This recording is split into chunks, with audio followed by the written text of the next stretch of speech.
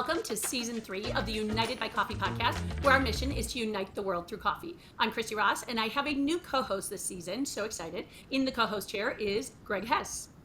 Hey, Christy, how are you? I'm so excited to join.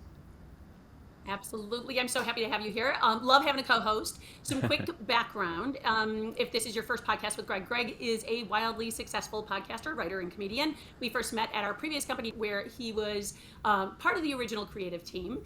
So that was quite a while ago, right, Greg? That is right. I know, almost 13 years ago. And I'm really excited about this because I'm a coffee lover, but I'm also a coffee novice. So I'm hoping, to ask all the questions along the way that someone who is newer to learning about coffee might ask and want to learn. Sounds good. So, Greg, I don't know if you have been to Fairgrounds or not, but they opened a Fairgrounds cafe right here in Oak Park, so just west of Chicago, maybe, I want to say 2019. It was, I believe, their fourth location in the Chicagoland area, maybe the sixth overall, and now like a total of 10 or so. I actually haven't been, but I've stalked the website, so I feel like, it looks amazing. So, Greg, what's your number one thing that you look for when you go to a cafe besides really good coffee? Coffee first, always. As a writer, I would say fast Wi-Fi, but as a person who loves a good aesthetic, I love people watching at a cafe, and so great aesthetic and a good place to people watch. Those are my top three. Fairgrounds has all of that. Okay, they've thought of everything.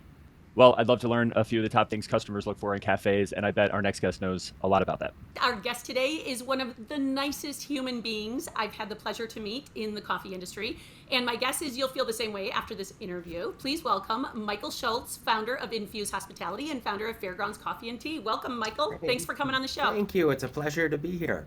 So I want to provide a little bit of background on you. Michael, you are a serial entrepreneur who has spent 3 decades building some incredible hospitality brands.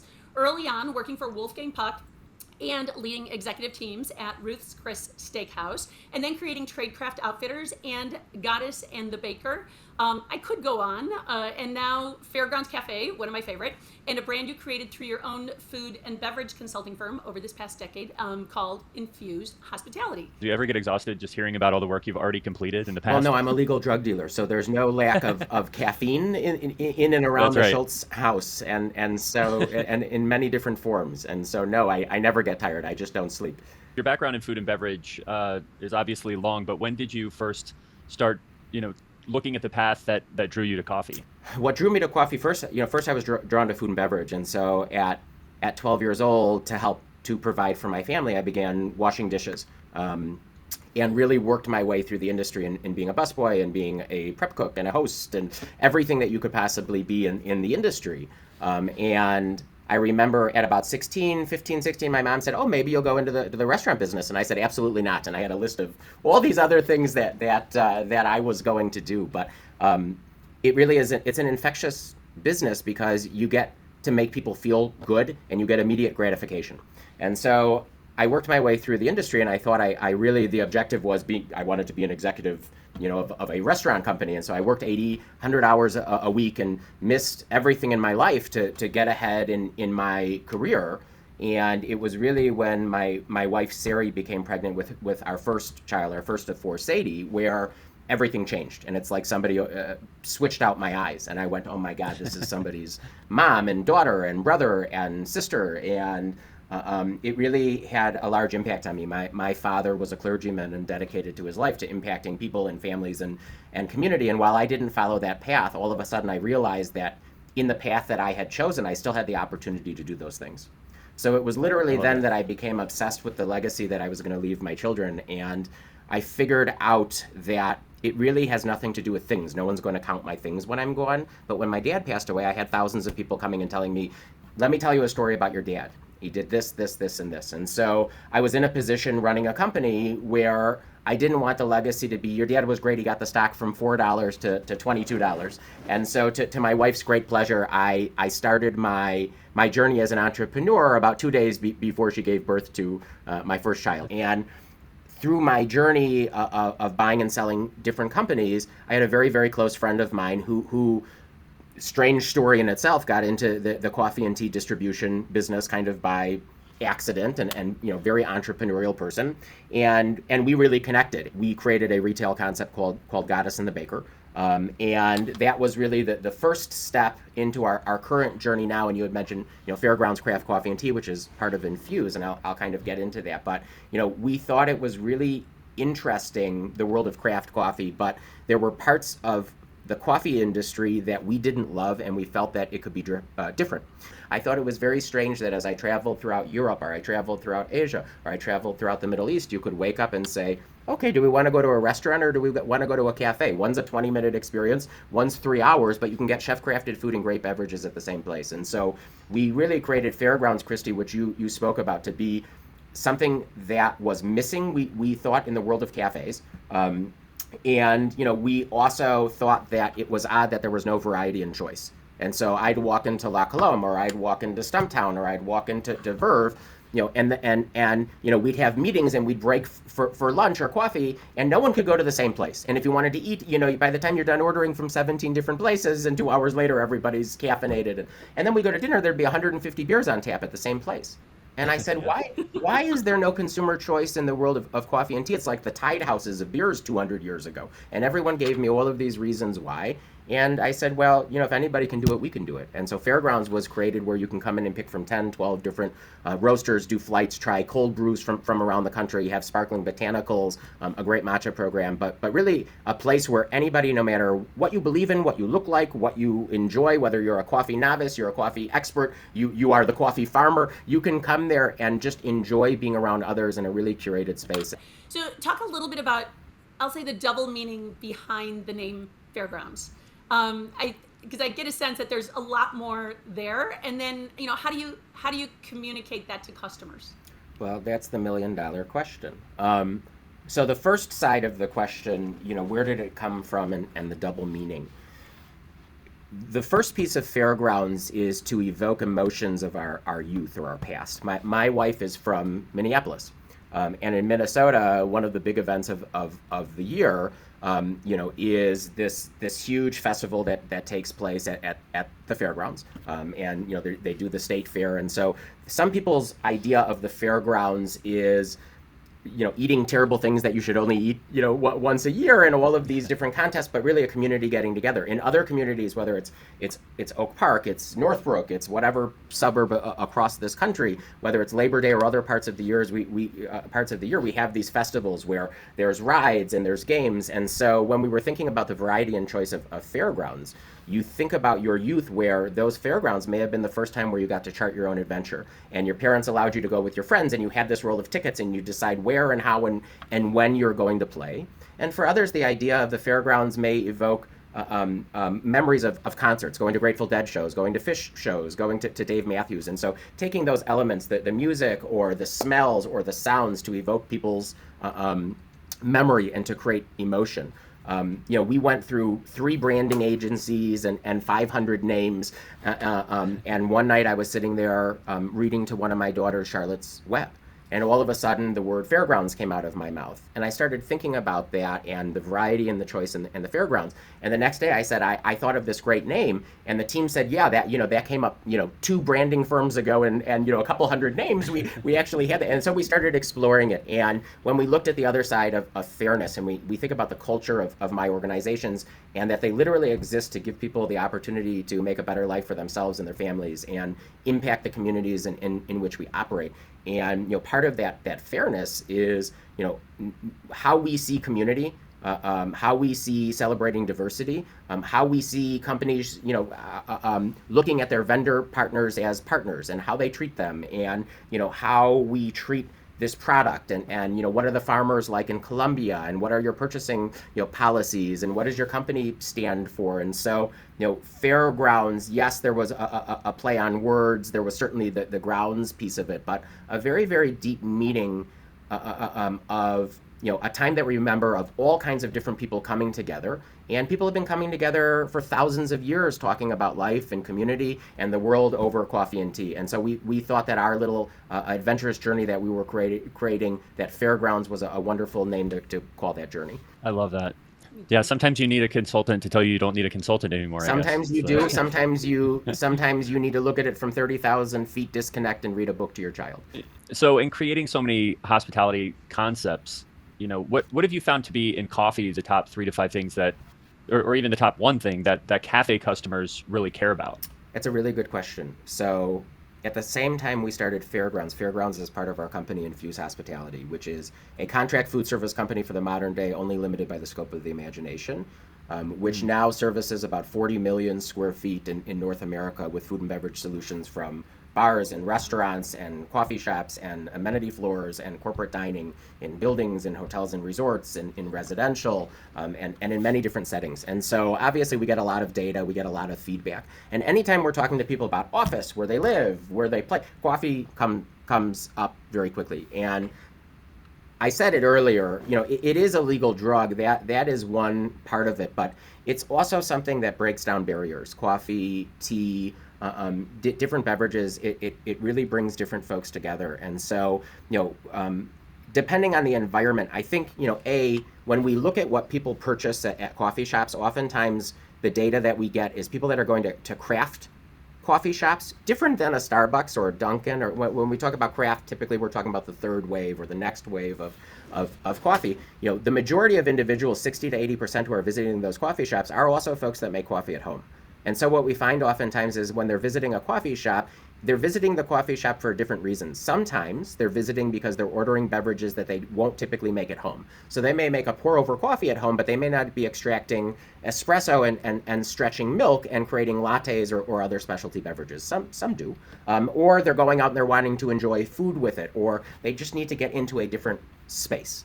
Aside from the impact that the caffeine has, I do think that it has a psychological benefit, that taking a moment for yourself kind of thing, different than an affordable luxury. The most valuable resource all of us have is our time, right? You can make more money. Time, we don't know how much of it we have, and once we spend it, it's gone. And so taking time for yourself to take a moment, no matter what's going on in the world, to take that first sip of a hot beverage and have a calming moment, or that cold beverage, or to sit in a cafe that makes you feel like you're on vacation for a couple of minutes. We provide people a temporary escape from whatever it is that they need to escape from, to center themselves and really focus on their own energy as the nucleus of what's going on in the world, to try to shift it and make it positive so that they have some of that positivity to put into the world as they leave our shops. The last time I was in Rome, I was almost laughed out of a cafe because I asked for my coffee to go, Right.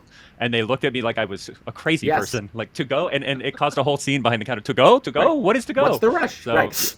yes, sit down, have your coffee, enjoy it. Right. Well, I guess I have to then. I'll throw it to Christy because we do want to ask about Infuse because that had such an interesting Yeah. story there.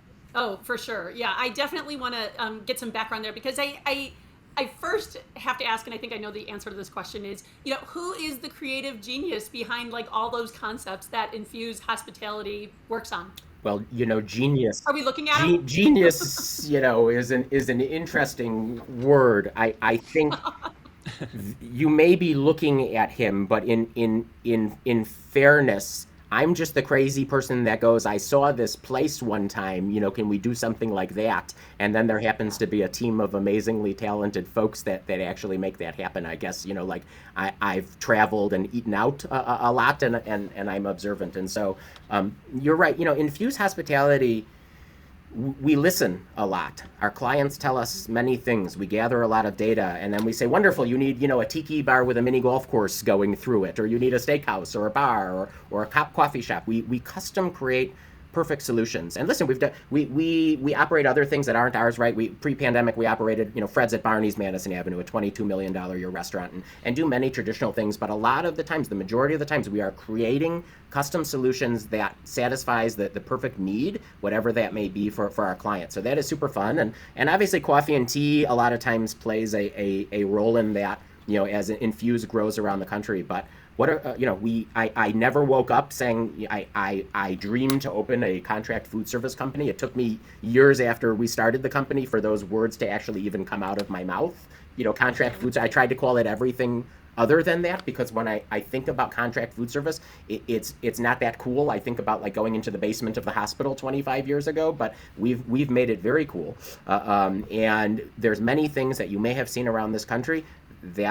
are operated and run by Infuse Hospitality, and that's the greatest part of it. Is I hear about this cool place that somebody went to in some town thousands of miles away, and I'm chuckling knowing that it's ours, and they're telling me about my own place. But Infuse Hospitality started at the end of 2016. Fairgrounds was really our showcase and capabilities in creating and executing and growing, super cool on-trend concepts. Infuse Hospitality has grown at an insane pace. It's totally crazy. And once again, we saw a massive missing area that was a problem, and we created an organization that was a great solution where people turn and say, where have you been the last 20 years? Yeah. Much needed. So, you know what? I know we're going to be short on time, and I have a ton of questions I want to make sure we get through.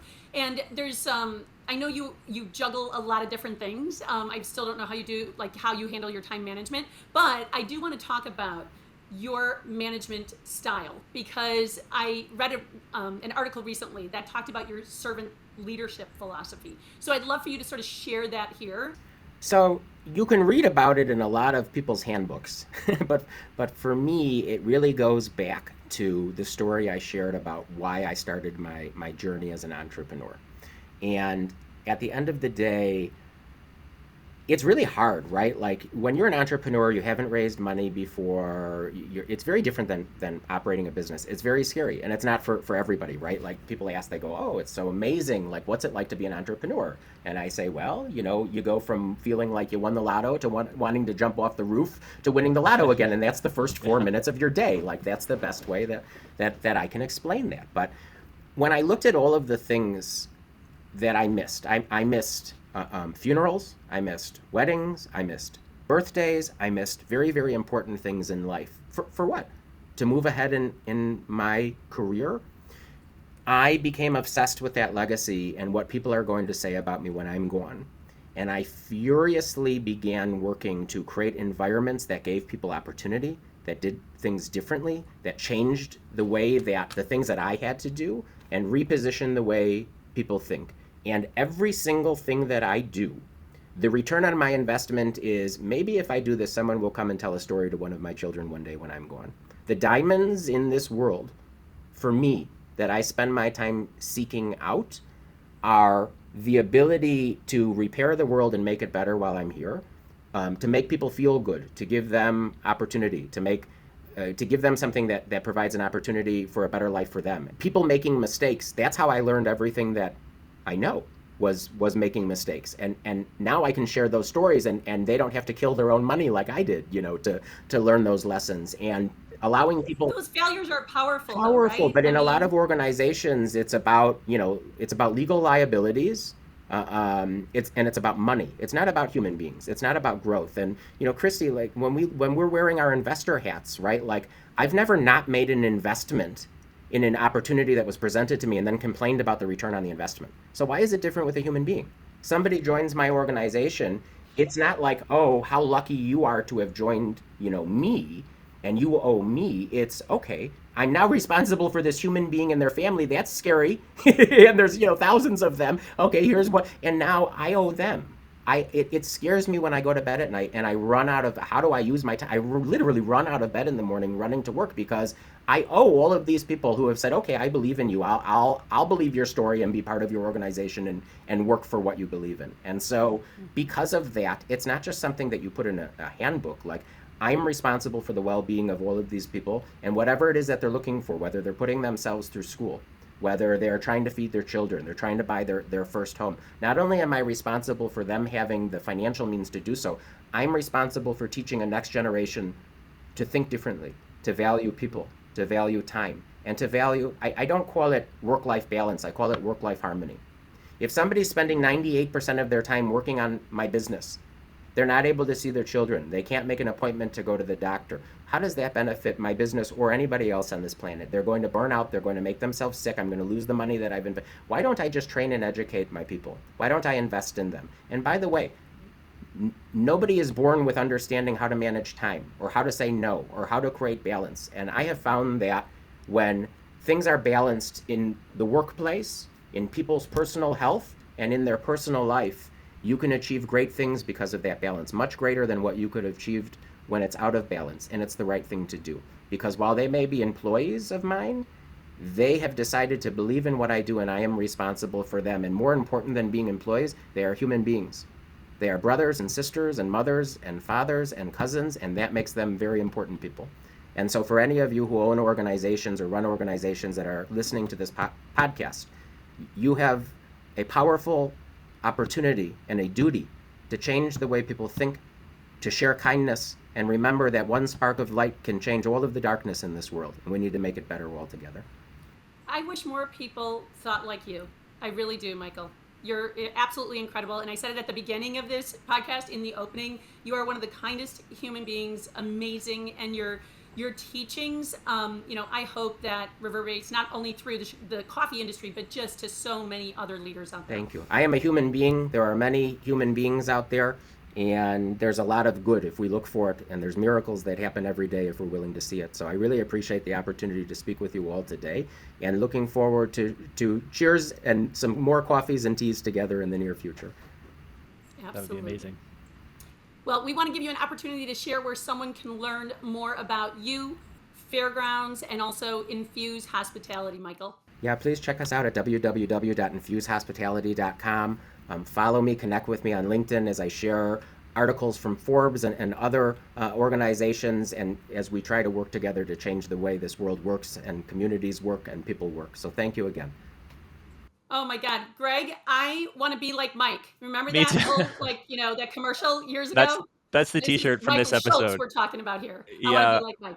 I can't express to you how much I actually just needed to hear that today, as someone who wakes up every day working for even working for themselves and trying to start new things. It's just so important to remember why you're getting out of bed in the morning. Thank you. Well, thank you to Michael, of course, and thank you to our followers. We want to hear from you. You can always reach out to us at connect@u3coffee.com or in the comments with guest recommendations, your own coffee tips and tricks, and of course what you're drinking. Again, that's connect@u3coffee.com, or head to the letter U, the number 3, coffee.com, where you can learn, connect, and explore the wonderful world of coffee. We'll see you next time.